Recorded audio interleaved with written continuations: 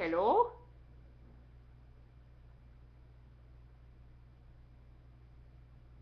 Hello, hello. Is this thing on? Can anyone hear me?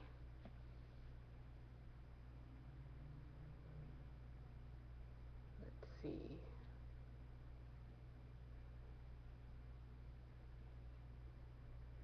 Oh, my chat channel.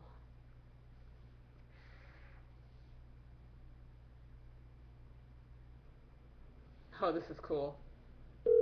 Hello? Hi, Rachel. It's Steven. Hi, Steven. I'm just gonna. Do you want to go to the dance with me next weekend? Well, I know you're probably.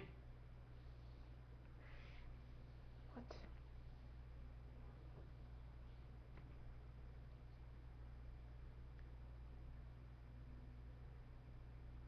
Huh. I sure hope this thing works.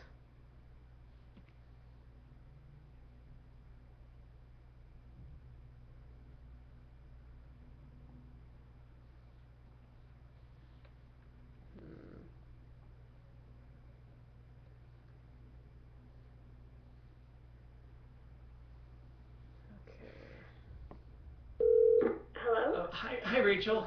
It's Steven. Hi, Steven. I'm just gonna. Do you want to go to the dance with me next weekend? Well, I know you're probably busy. There are 2 Sarah Bareilles shows that weekend, which I'm sure you'd rather go to.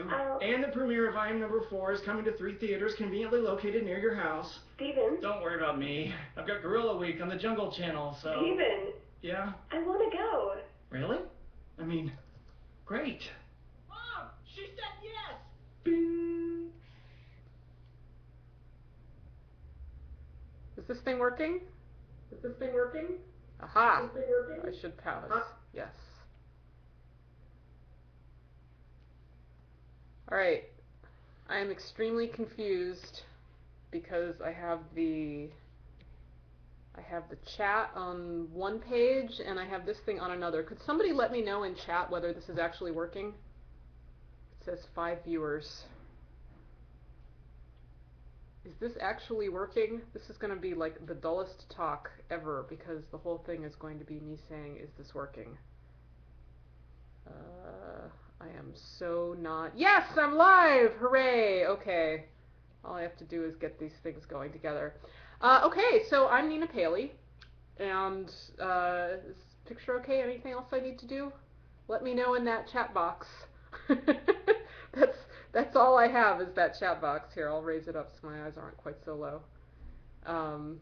Okay, well, I am already a hardcore copyright opponent. Excellent. Oh yes, right, jump ship.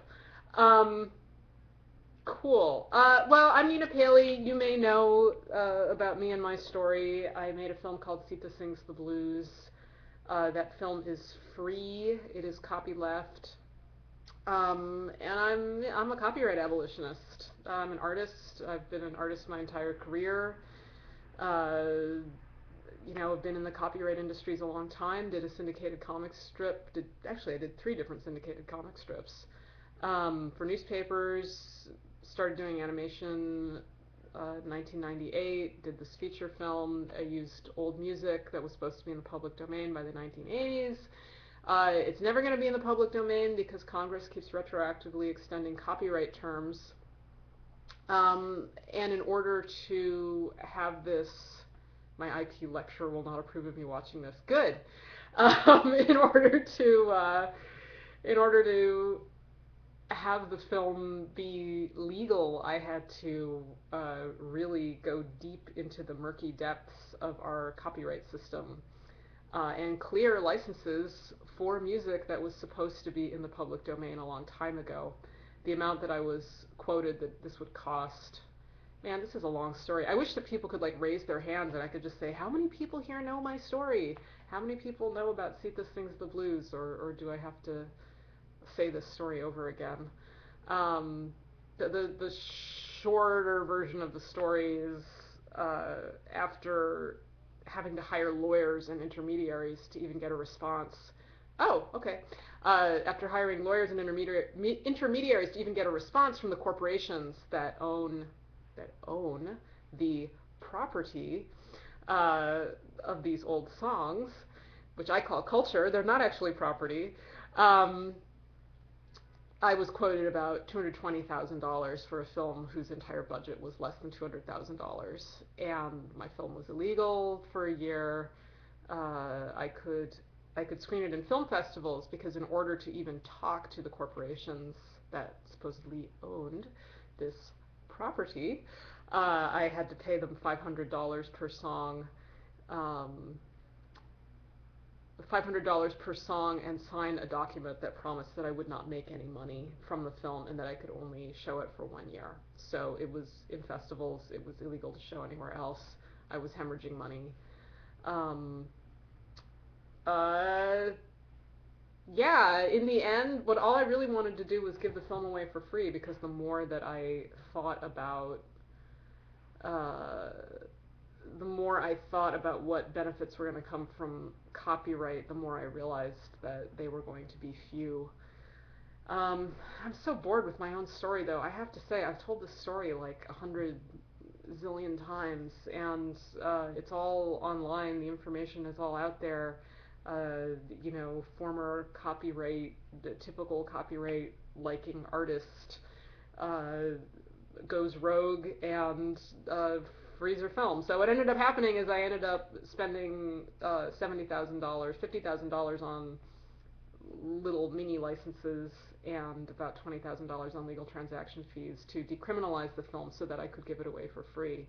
I can also sell the film, and I do. I mean, I can legally sell it. It's just that for every 5,000 copies sold, I have to make additional payments.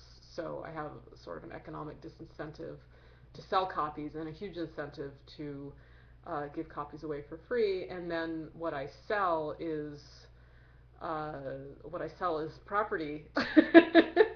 I sell property. It's funny how economics work. Like, you make money selling scarce goods, not selling infinite goods. So the information that I make, the film, my content is free. It's information. It's not property, and neither I nor anybody else have any business selling that which is not property. It's free. It's out there. It's public. It belongs to everyone. It's alive. And I make money selling what are called scarce goods or rivalrous goods, such as DVDs, pins, t-shirts. I'm wearing a t-shirt now. Not a t-shirt from the film. This is a questioncopyright.org t-shirt. And in the process of all of this, I was, both appalled and I guess enlightened in my ideas about what copyright is and what intellectual property is, changed in such a way that I just can't think the way that I used to think about it. So now it's like I'm living on another planet where what's called intellectual property is so clearly not property, but we have a whole legal structure around it that treats it like it is property, and even the phrase intellectual property implies that something is property that's not property, and I just go through the world, I don't know, telling people how I magically make more money without restricting other people's access to my work and without restricting other people's freedom of expression. IP isn't property. It's in my comic strip Mimi and Eunice, I say it stands for intellectual pooperty.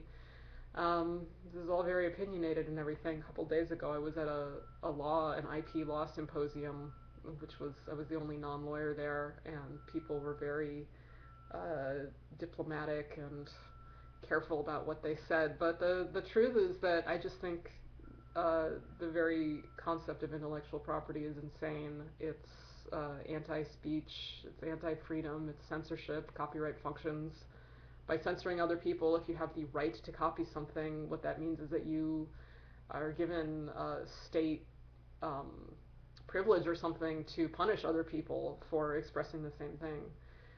Problems with copyright are myriad. We're losing lots of culture. One typical problem with it is if one entity has the right to copy something and nobody else does, that entity is under no obligation to make copies of that thing. So we have tons of culture that's just rotting, tons of culture that nobody is aware of because the the single entity that has a monopoly on making copies can't be bothered to make copies, and it's illegal for anybody else to.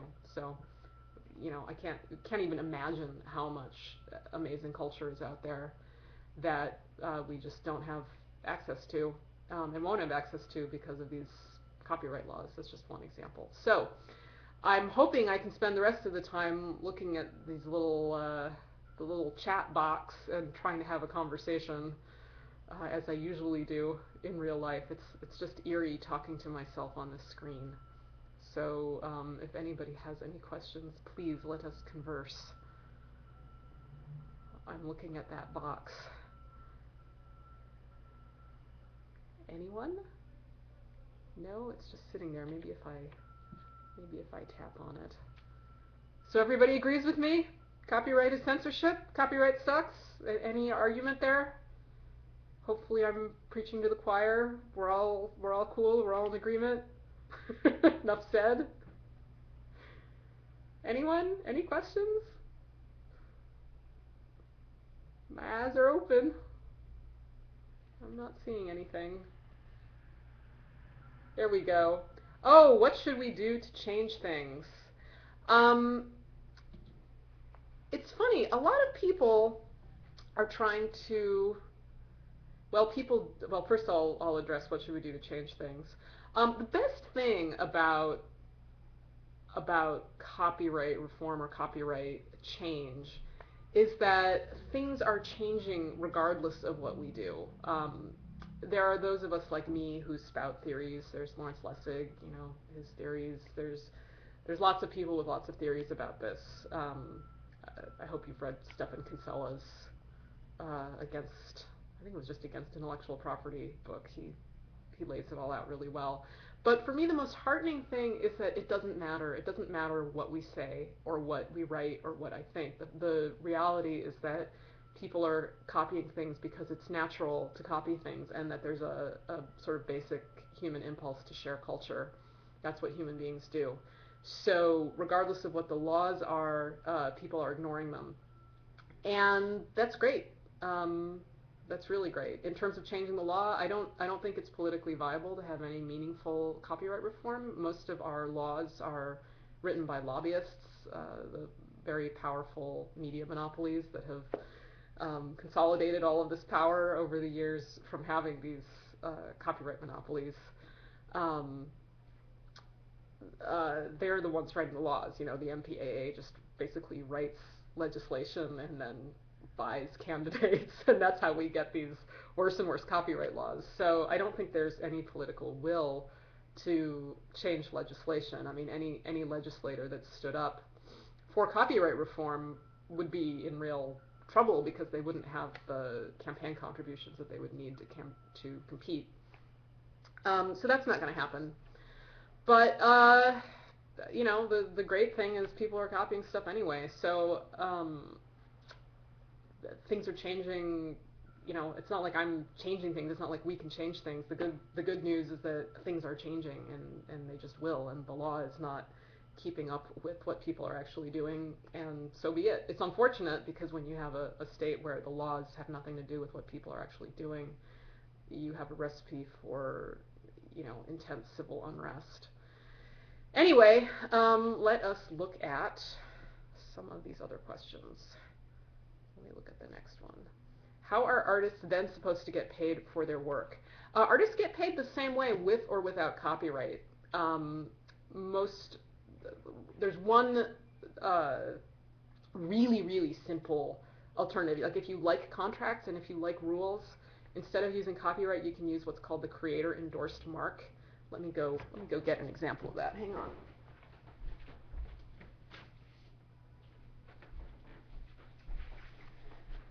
So here's a typical DVD of mine. This is the PAL DVD.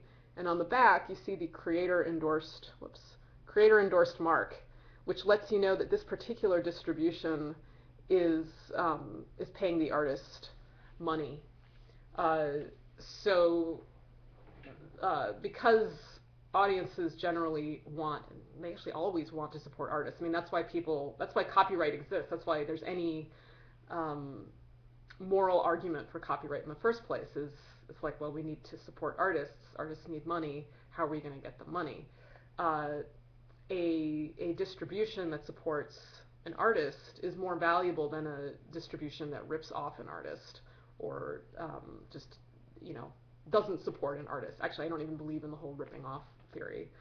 So what the creator endorsed mark does is it lets you know that a distribution is supporting an artist, and that increases the value of that particular distribution. If people were distributing, and maybe they are, distributing DVDs of See the Sings the Blues without my endorsement, they're free to do that. They are. But they have a competitive disadvantage when there are distributions that are endorsed by me that do support me. Most people buy things that they could otherwise get for free because they want to support an artist. And that's the argument people keep making for copyright, but you don't actually need copyright in order to do that, because the way copyright works is it forbids anybody else from making copies, period, across the board. It criminalizes making copies. It criminalizes expression and distribution. And using the creator endorsed mark instead doesn't take away anybody's freedom of speech, freedom of commerce, anything like that, but it does let people know what's supporting the artist and what is not. That's just one example. I mean, the reality is, if you ask most artists where their money comes from, you can ask them and they'll say, oh, it's copyright, it's copyright. But the truth is that most income for artists does not come from copyright. Most of it comes from commissions. Beforehand, you do not need any sort of copyright in order to do a commission.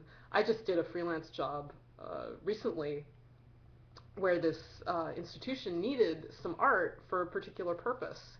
And if that art had already been out there in the public domain, they wouldn't have needed to hire me. It would have already been available to them. Well, this art didn't exist.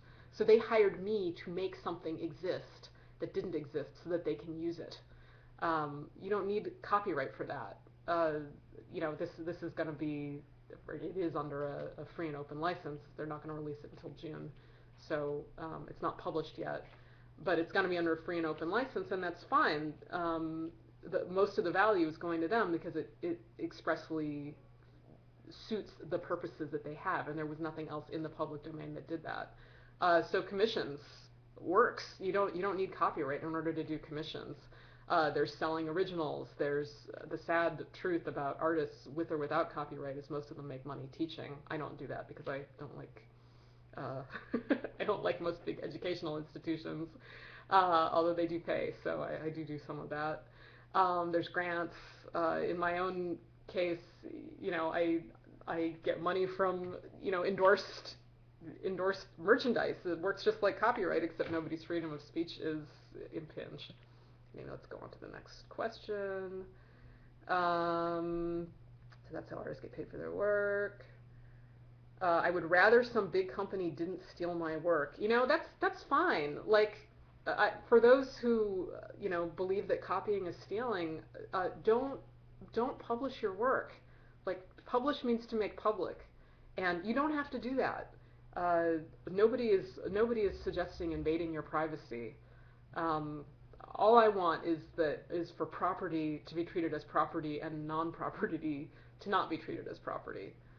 Can I explain the economic model that I use? Yes. The economic model I use is basically use the unlimited resource to sell the limited resources. So the information, the work, the content is an unlimited resource. And by that I mean that if you copy it, it doesn't cost me anything. It's not like it used to be before the internet. It used to be that for copies to exist at all, somebody had to pay a lot of money. I mean, the fact is that, like, if you're copying it, you're paying for the cost of that copy, and if you're distributing it, you're paying for the cost of that distribution. I'm not paying for any of those things. You're not taking anything away from me. What you are doing is you're increasing the cultural value of the work by sharing it, and when the cultural value of the work increases, the scarce things that I sell, be they endorsed limited things, and let me just try to make this clear. This physical thing, this is scarce. So the data on this is not scarce. The data on this is not rivalrous. You can copy the data off of this without diminishing this actual container of data at all.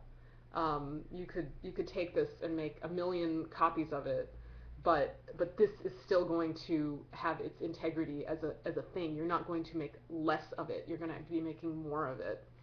So the data is not rivalrous. Nothing is lost when you make copies of it. It's only increased. But this actual physical DVD, if you were to take this physical DVD, I would have one less. I had to go, the publisher of this had to go through the process of paying to have these things made. There's only so many of them. If they run out, we're going to have to pay to have more of them made. This is a scarce, rivalrous good. If you take this from me, it's gone. I don't have it anymore. I'll have to then put money and resources into making a new copy of it. That will not be exactly like this one. I mean, however this one's been nicked and dinged, this is actually a unique physical thing with its own unique atoms locked into it. So anyway, the more people see the content of this, the actual art that this package contains, the more valuable that content becomes, and as a result, the more saleable this thing is. Like if nobody had ever heard of See This Sings the Blues, if this was just like, I don't know, a video of my shoes or something, something that nobody cared about, nobody wanted, and nobody liked, this package wouldn't have any value. It turns out that the more the content circulates, the more these packages have value. And quite contrary to what the MPAA says, when I first released Sita Sings the Blues for free under a share-alike license on archive.org, that was in spring of 2009, I was flooded with requests for DVDs. And like, why would people want DVDs when they can just download it for free? There are reasons people want DVDs. There are reasons people want a physical package, but that is actually what they want. What they want is containers. They want limited containers of this unlimited content. That's just how it works, and I've sold thousands and thousands of DVDs. And I had to scramble in order to make a DVD. It took 3 months, or 2 or 3 months after releasing the film for free. It was sort of unexpected. But anyway, that's one way that money is made. Okay, the Digital Economy Act, big media, some news too. If anyone used my music in a film or commercial without compensating me, I would feel very tremendously violated. Okay. I'm not going to tell anybody that what they're feeling is wrong. If you feel violated because of something somebody else does, that's your feeling. I don't. I've given that up.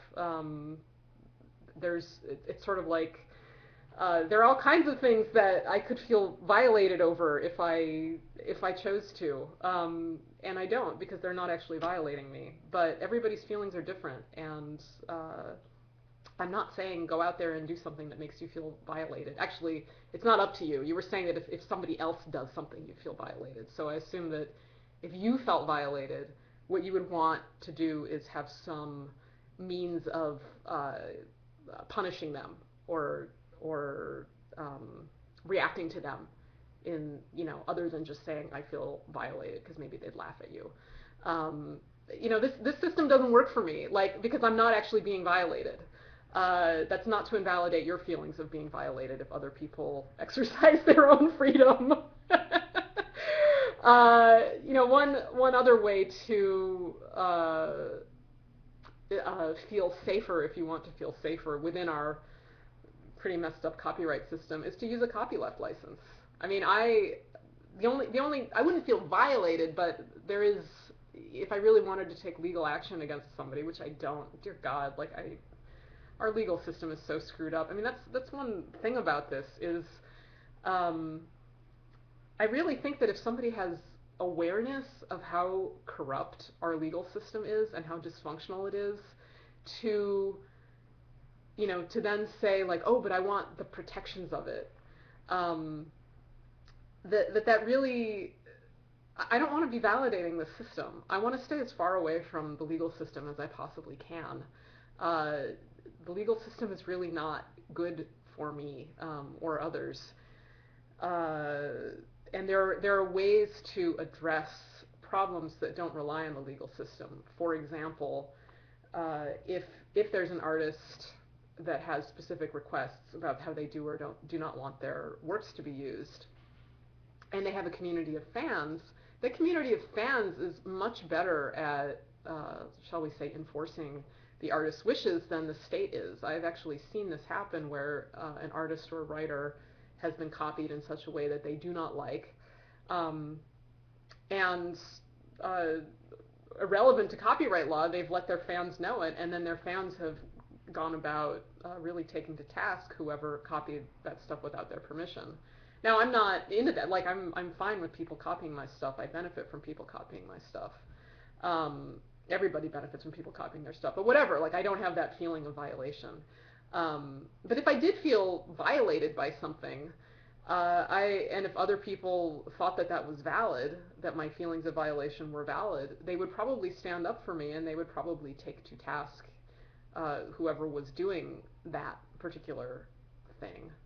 Anyway, that's not like the kind of really solid answer you probably want, but my real advice is like, just let go of it, because what other people do is not about you. And most of the arguments for copyright is like, oh, they're stealing potential income. And it's like, potential income is not income. If they're actually stealing money from you, that's one thing. But this whole idea of potential, they're stealing my hopes and dreams. Nobody can do that. Potential income is not income. Potential property is not property. Actual property is property, and what copyright does is it actually makes it illegal to use your property as you see fit. No, the existence of copyright does not protect individuals from corporations. It protects corporations from competition. Copyright is a monopoly, It is an artificial state-backed monopoly. That's it. That's how it works. It does not protect individuals from corporations. If it did, you wouldn't have corporations buying politicians in order to enact stricter and stricter copyright laws. I mean, follow the money. It's not coming from individuals. It's corporations. So you're saying that your creation is not your property. That's correct. My creation is not my property. Is a construction worker's labor something that he should be paid for? That's irrelevant to whether or not my creation is my property. There is work, right? Like if somebody wants to pay for my scarce time, my time is scarce, right? My body is scarce, my time is scarce. These are things that I could call my property. So if somebody wants to pay me for those things, I may sell them. If somebody pays me, whatever, $3,000, I will fly to whatever state they're in and give a talk there. They have to pay me for it, though. Now, if I fly to their state and give a talk and then say, you owe me $3,000, that's something else. Do you understand the difference here? Like you don't deserve to be paid because you choose to do something that somebody else may or may not want. If you want to be paid for your work, you negotiate that beforehand. Otherwise, I would just be walking around talking and, here I am talking now. You all owe me money, right? You're stealing from me because I've chosen to give this talk. You're not stealing from me. This is my decision to give this talk. You're not paying me for it. I mean, you can feel free to donate to me, but I made the decision to do this talk. So it's up to you whether or not you want to do work with no contract. I think artists do need to do work with no contract, because what we're motivated by is not money. We're motivated by a need to express ourselves and a need to get our ideas out. That's the motivation. Turns out that when people like it, they frequently will support you if you give them a means. But this is not a contract. Law of supply and demand. The more people want a scarce item, the more each is worth. People Windows OS. Canonical. Okay, so y'all are discussing among themselves. Merch. So I don't care if people... so somebody says, so you don't care if people would copy your stuff if they give you credit. Yes, and let us talk about attribution, because that's something that confuses a lot of people with copyright. I've heard many a copyright fan, or people justify copyright as though copyright is what guarantees you attribution. Attribution is one of those things that is actually a gift of the audience. Your attribution is actually primarily protected if your work. The freer your work is, the harder it is for somebody to lie about it. And when people change attributions, what they're doing is they are lying about the author of the work. If people can get to my work, they know who made it. So if somebody copies it and lies about who actually produced it or drew it or whatever, it's their reputation, their scarce reputation that's going to suffer. It's not me, because people already know, because I've made my work free and there's evidence of it all over the place. People know that I made what I made. This is another example of community enforcement being much more effective, swift, and powerful than legal enforcement. Somebody asked me at the seminar, oh, what would happen if I took your comic strip and just changed the name and published it? And I said, you do that. Like, this was a law student, and I really wish he would do this and document what happened. My guess is that my readership would go up, my reputation would increase, and his reputation would be trashed. Although it's possible that through documenting it and making it clear that it was an experiment, his reputation would go up because he had done this experiment in order to show other people. And then both of our, we would have both won from this. But, certainly if you or anyone wants to copy my work and misattribute it, I think whoever does that is going to pay quite a bit with their own scarce and irreplaceable reputation, whereas mine will be fine. Okay, have I come across any art or culture institutions outside immediate activism that have embraced my ideas? Yeah, it's interesting. It's like copyleft is filtering up from all sorts of places. There is, of course, the entire free software movement, which has been going along for about 20 years and is making very functional software that much of the internet is running on. So yeah, I mean, these things these concepts are functioning far beyond what any activists are doing. And I'm tired of being an activist, actually. I just have art that I want to make, and this is actually very simple. My position is very simple. Like, I don't want or need copyright. What you guys do, I mean, I'm not going to be able to change the law, right? Like, I can't take anyone's copyright away. That's the state's law. These laws have all been written by paid-off legislators, by giant media monopolies. So I'm not going to be able to change that. And everyone is free to exercise their right to restrict access to their works and to restrict other people's freedom of speech. I'm not going to stop that. But you're the one that it's going to hurt. Like as artists, this is not helping you. Copyright is not actually going to help you. Freeing your work I would guess it will help you, but don't listen to me. I mean, if I win either way. If people clamp down on their works, that means that there's less competition for me. That means that people have much more attention freed up for free works like mine. So I benefit because you're not competing with me. And then if you do freer works, I benefit because we live in a freer world, right? Everybody who chooses freedom over repression is making the world a little bit freer. So I win either way. I'm either going to, outcompete you or be free along with you. So I'm not here to take anybody's right to copyright away. By all means, exercise that right. That's fine with me. Okay, is it moral for a musician that makes hundreds of thousands of dollars from their concerts to sue a poor student for downloading their music for free? Moral. Who the hell knows? What do I think about the Creative Commons license? That's a good question, because the way you phrased it gives me a chance to talk about the Creative Commons brand. There is not a Creative Commons license. Creative Commons is an organization that offers 7 licenses. Some of those licenses are free. Most of those licenses are not free. Creative Commons licenses can be extremely restrictive. If you see anything with the NC initials in it, that means that it forbids commercial use. If you see anything with the ND initials in it, that means that you cannot make derivative works. You cannot build on it. So most Creative Commons not most. So actually, it's true. The most popular Creative Commons licenses are almost as restrictive as pure copyright. Now, I do use a Creative Commons license called a share-alike license, and let me just say that the three free licenses that they offer are the share-alike license without the non-commercial restriction. It's called CC by SA, and what that license does is it permits. I even hate the idea of like giving permission, but yes, it permits any use. You can do whatever you want with the work, except you can't restrict other people from doing the same. So the share-alike clause means that whatever you do with it, you have to release it under the same share-alike license so that it continues to be shared. There's also just CC BY, which is do whatever you want as long as you attribute. And there's CC 0, which may or may not be legally strong, which is an attempt to just place the work in the public domain.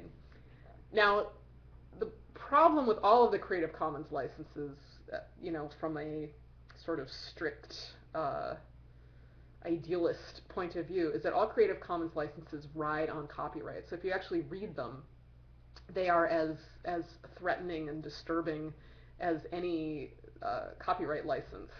What they say is, this license is granted by the copyright owner, and all of the threat and of force of copyright is behind this, and you must release this under the same license, or you must attribute this, or we can go legal on you.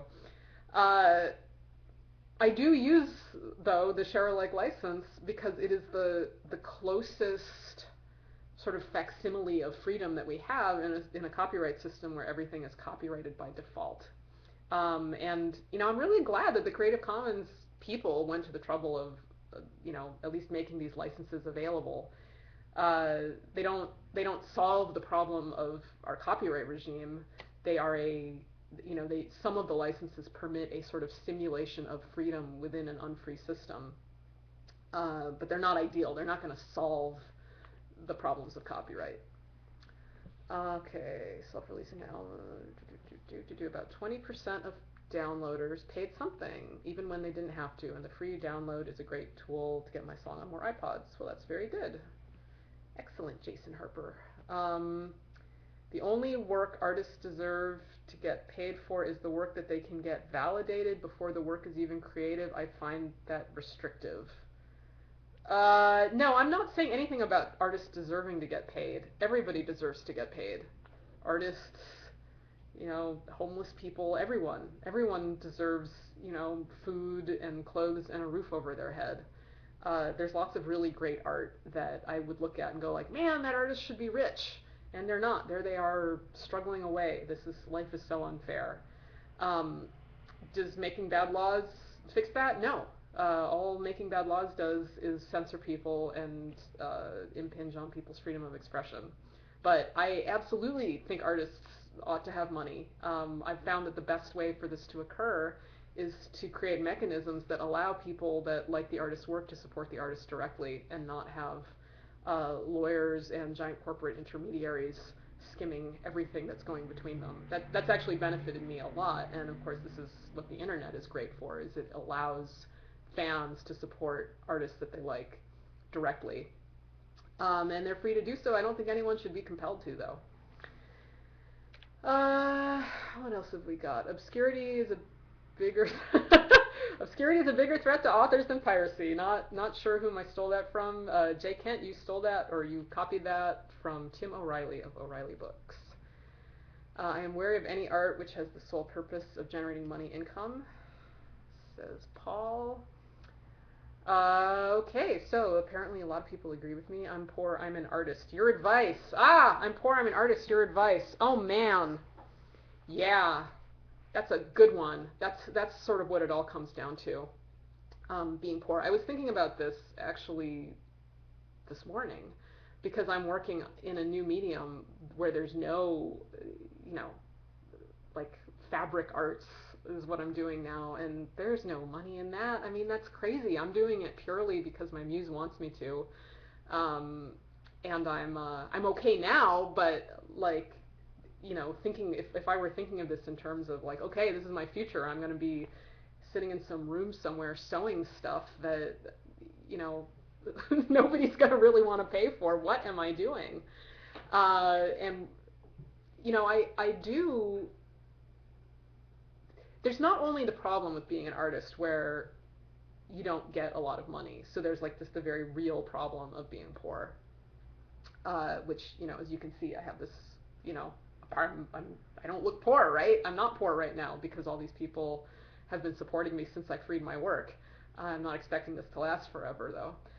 But anyway, there's the problem of actually being poor, and then there's the much worse nagging problem that because you're poor, you're doing something wrong.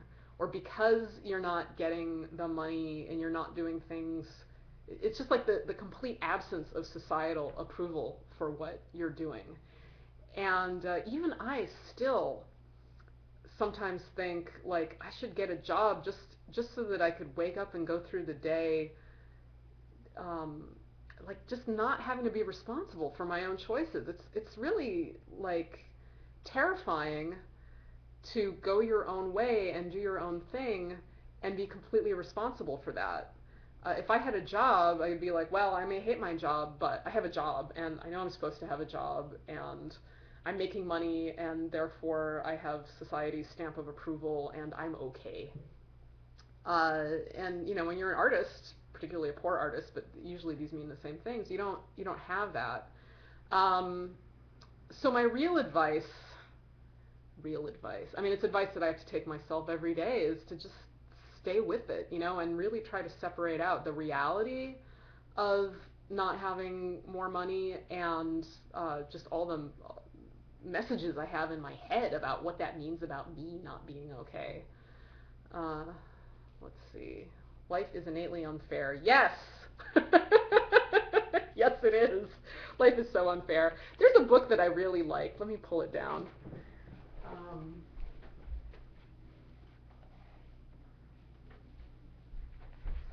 This, The Gift by Lewis Hyde. Unfortunately, it's not entirely consistent. It is under copyright. You know, whatever Lewis Hyde is, probably wouldn't agree with me about a lot of copyright things.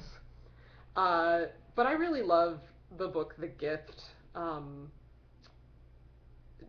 It just helped.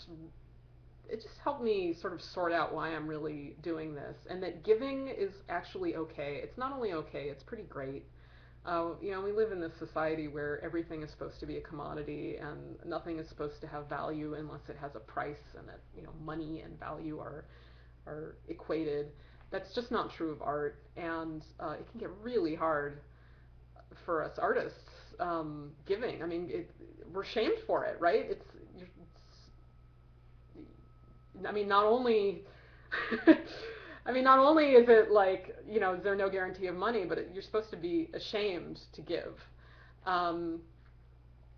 So yeah, my advice is, like, read The Gift and be okay with giving, because that's what artists are sort of set up to do, and it's really okay. If you can accept giving, that makes it a lot easier to live as an artist. What else have we got? Yeah, hard to build that self-approval from the inside. It is really hard.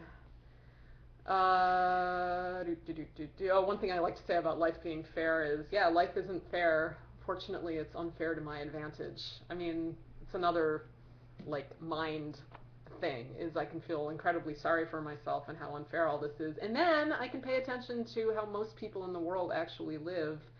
And I'm fine. I'm really fine. If I, you know, focus on the now. I'm really okay. I mean, in 2008, I was hemorrhaging money. I lost my apartment to bed bugs. You know, I lost all of my stuff. I had to jettison all my stuff, and I was homeless. You know, I was miserable. It was really traumatic. So don't let me, like, downplay trauma. Trauma is real. And yet I was okay. Like, even in the midst of all of that, I had a friend's sofa to sleep on, and I survived. I'm getting into babble territory here. Okay. New ideas come from building on previous ideas. Yes. Money and value are not truly equitable. Obviously, I agree with that. They're not the same thing. Yeah, okay. This is all looking very agreeable. Does anyone else have anything to argue with me here? Y'all seem to rock. Sign on. Let's see. I did buy a full copy of V for Vendetta because I felt the artists deserved to be rewarded for their work. Now that's interesting. Some people do buy like the official copy of things. What I think is even better if you feel that artists should be rewarded for their work is to find a way to pay the artist directly. Like if the artist has set up any way to pay them directly, use that channel because they're going to get way more money from that direct channel than they will through the sale of something that they're getting royalties on. Does that make sense? I would much rather that somebody downloaded Sita Sings the Blues for free and sent me $10 than if they paid for a $20, well, they pay for the $20 distribution that I sell. I like that also. But let's say they pay for one that's through a downstream, like, okay, if they buy one on Amazon. So there are some that are sold on Amazon, and they are endorsed by me, and I get a tiny little royalty off of that. But I'm going to get way more money if they send me $10 directly than if they buy it for $17.99 on Amazon. Then I'm going to get, maybe I'll get $1 or $2 someday, somewhere, maybe if I'm lucky. So, for supporting artists, do see if the artist has a direct line of support. And for artists who want to be supported, please create that direct line of support. Because again, let's, connect. Connect the audiences with the artists.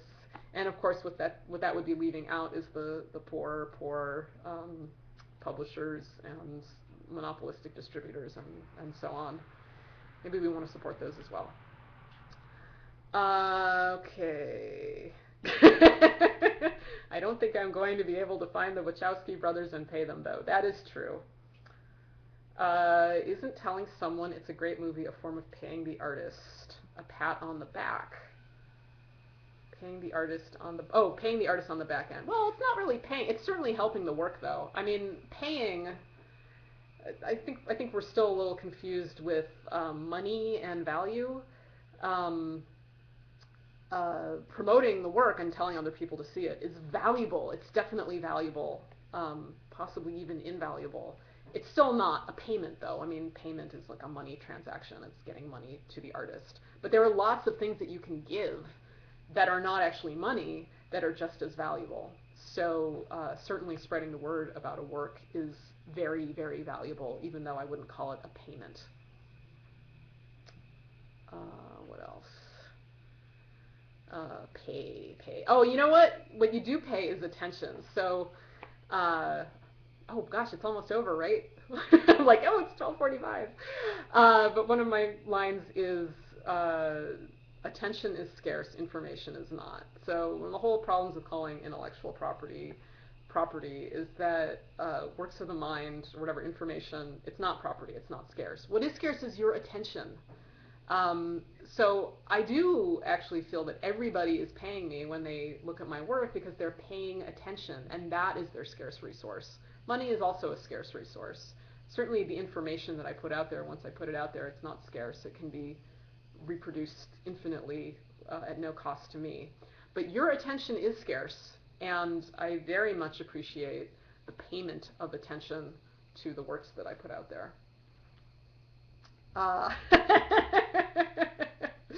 like Steve's comments. Yeah, he writes, damn it, I should be practicing right now, but I'm glued to this. So is this it? Is it a 45-minute talk? I don't really know how this works. Somebody tell me what I should do. I'm at your mercy. Paying attention, yes. Just, does this go on? I don't know how long I'm supposed to talk. For free. Tell a joke. Okay, why did the chicken cross the road? Why did the chicken cross the road? LOL. The chicken crossed the road to get to your house. Knock, knock. Who's there, a chicken? Okay, that's my joke. Draw us a picture. No, seriously, tell me how much time I have, because I thought I only had until 12:45, but I'm still here. Attention is nice, but doesn't pay the rent. That is true. In fact, I was going to do a Mimi and Eunice cartoon, and maybe I still will, where one of them says, Oh, cool, till 55. Thank you. One of them says, you can't eat your reputation, something like that, because people were complaining about the Huffington Post not paying not paying bloggers, and bloggers are doing it because they want to up their reputations, and some union is saying, well, you can't eat your reputation, to which I respond, how does that obscurity taste? You able to eat that obscurity? If that works for you, great. I make art because I need to make art, and I also need to eat. These things seem to work out. If all I cared about was money, I would not be an artist. If all I cared about was having enough money to eat, and this is like such a joke. Like, food is too mainstream. Food is too mainstream for me. I like that.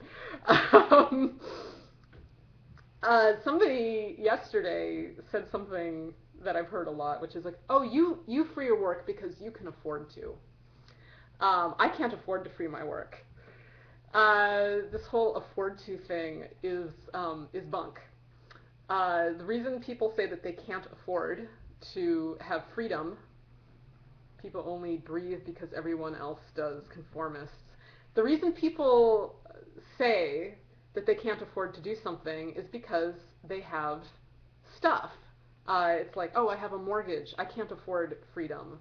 Oh, I have car payments, I can't afford freedom. Oh, I have to, I had a family, I had a bunch of kids, I can't afford freedom. I can afford kids, but I can't afford freedom.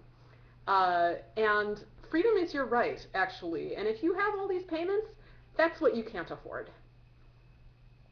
Free coverage should have said.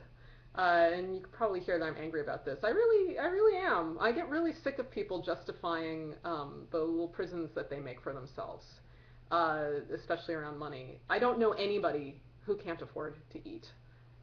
Yes, I can't afford X equals I value stuff in a way that is incompatible with X. Yeah. I personally can't afford to throw my freedom away for this stuff. I'm really lucky right now. Just looking at this video image of myself with this wall. I have a wall. I have a wall! And I have a table and I have a chair. I'm rich. I can't even tell you how rich I feel. I've been much poorer than this most of my life, and I'll probably be poorer again. But freedom is, freedom is really precious. And this whole idea of, like, I can't afford to be free, that's your problem. I am not rich. Most of these people that say that they can't afford freedom have lots more money than I do. Lots. This is not about what you can afford. There are people poorer than me who are very free. This is very much head stuff. If you buy security over freedom, that is the price you pay, says one person. Any other questions in our last 4 minutes? Any? Freedom is free. You all have it. Stuff isn't free, though. Anything? Puppet show? Let's see. Oh, I can give you some URLs. Please look at my comic strip, Mimi and Eunice. It's at mimiandeunice.com. That's MIMIANDEUNICE.com. There's my site, ninapaley.com, and there's questioncopyright.org. What else? Oh, and of course, SitaSingsTheBlues.com. So if anybody hasn't seen Sita Sings the Blues, look it up. The film is actually good. It's good on its own merits, having nothing to do with copyleft or anything like that. Oh, did you have a moment when you decided your art was not your property? What precipitated that shift? Yeah, I had a moment where I did have a moment, and I think it was in October of 2008. And I think what precipitated it was realizing that holding on to it was killing me. And just realizing that I'd been forced by the law to hold on to it much longer than I wanted to, and I just so wanted it to be out in the world and out of my hands. It became such a burden to hold on to.